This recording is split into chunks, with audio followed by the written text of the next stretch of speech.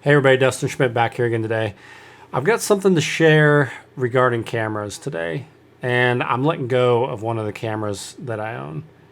And I've owned this camera for a while, and it's been a real workhorse for me. I've used it in a ton of different situations, but I think it's time to let it go, and I'm going to talk about why. So let's get into it.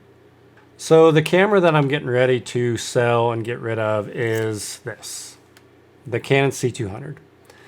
And this has been a fantastic camera for me and my career and where things have gone. And so let's talk a little bit about some of what the pros I think of this camera are. And then I'll get into a little bit about why it's time for me to get rid of it.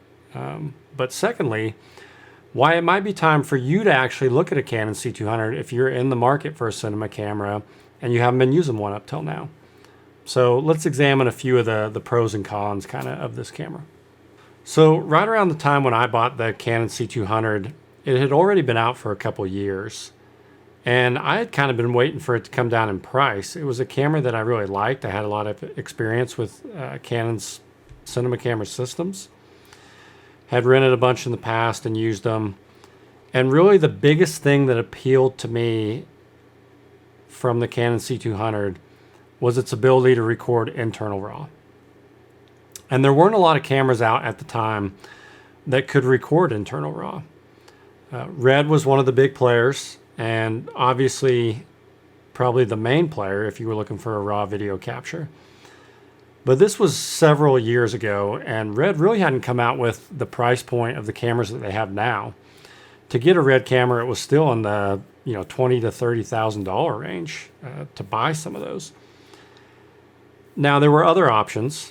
You could shoot on mirrorless, and there was a lot of external recorders at the time that were coming out that would allow you to export a RAW signal from certain cameras.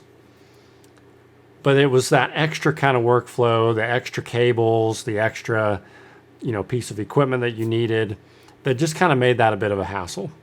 And then Canon comes out with the C200 internal RAW.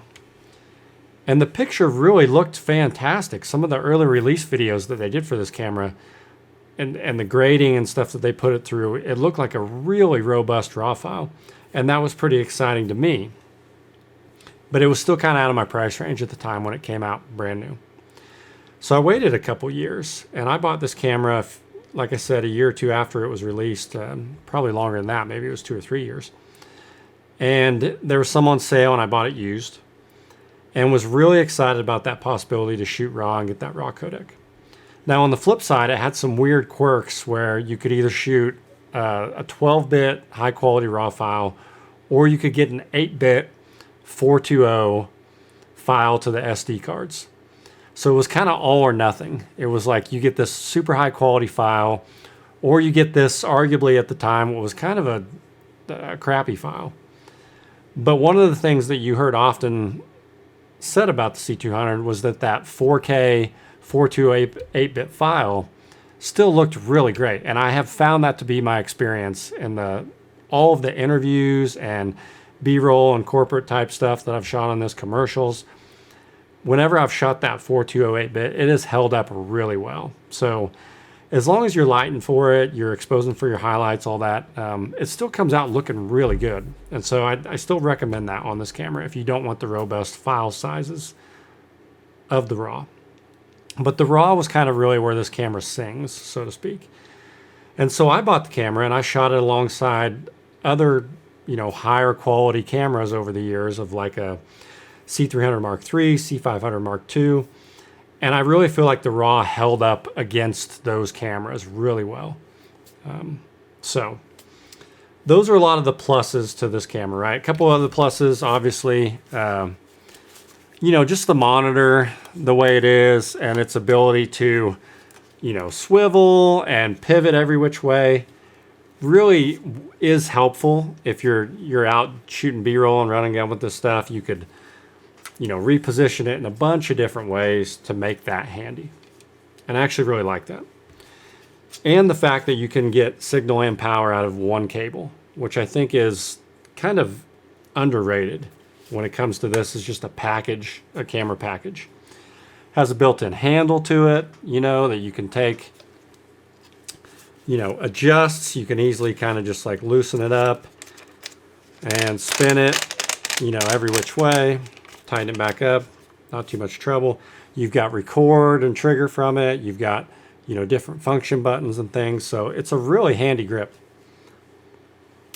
And then if you needed to, you could add, certain additions to it to expand, mounting spots and things like that. Also had all the customizable buttons on the side. All the stuff that you needed. It had built-in ND, which is phenomenal. Once you've had it, you hate going back to anything else. It's just so handy and convenient.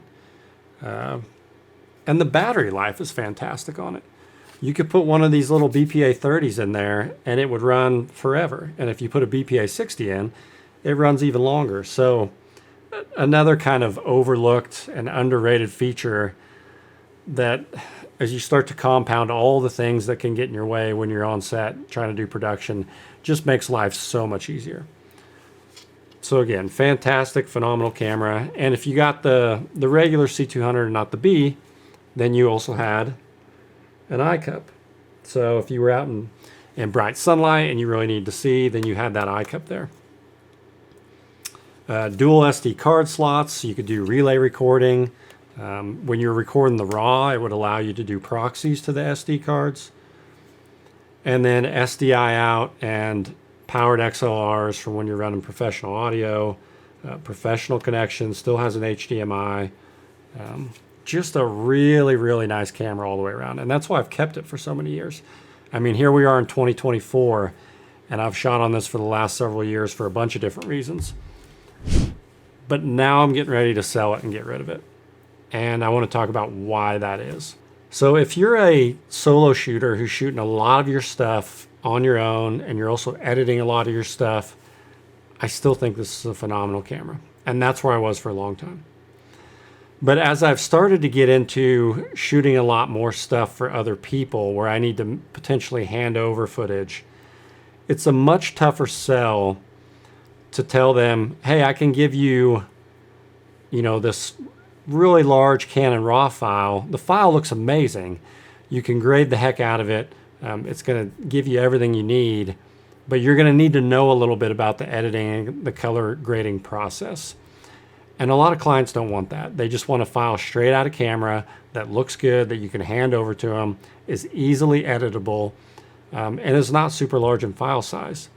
If you wanted to do that with this camera, then you had to go to the 4208-bit. And I have handed over and shot some files on the 4208-bit. Mostly interview stuff that's lit, in a way that compresses all the dynamic range and makes it look really good. And I've never heard any complaints. Clients love that file. But I just need more dynamic range, more malleability, more, I don't even know really how to phrase it except to say I need a higher quality, smaller in file size file that I can deliver to clients. And that's why it's finally time to let go of the C200. And it's kind of a sad day because this camera has really fulfilled a lot. I had bought it at the time that I was like, hey, 4K RAW, I will never need more than that. And I still kind of believe that. If you just have a 4K RAW file as a creator, as a filmmaker, you're editing your own stuff, this camera will take you where you want to go. But when you start to work in more professional settings of working with clients that you need to hand footage off to, I think that's where it lacks a little bit. And that's why I'm getting rid of it. So I'll say this, in 2024, if you're looking for a fantastic camera, you can pick up used C200s now. If you get the B version without the EVF, I think you can buy those for $1,300 used, somewhere around there. It is ridiculous, less than the price of a mirrorless. And this is way better camera. Let me state that. A way better camera than most mirrorless if you need all of those features: internal ND, powered XLR, relay recording, built-in monitor, ergonomics, all that kind of stuff. This is still a better buy for you if you need it purely for video. So, adios, C200.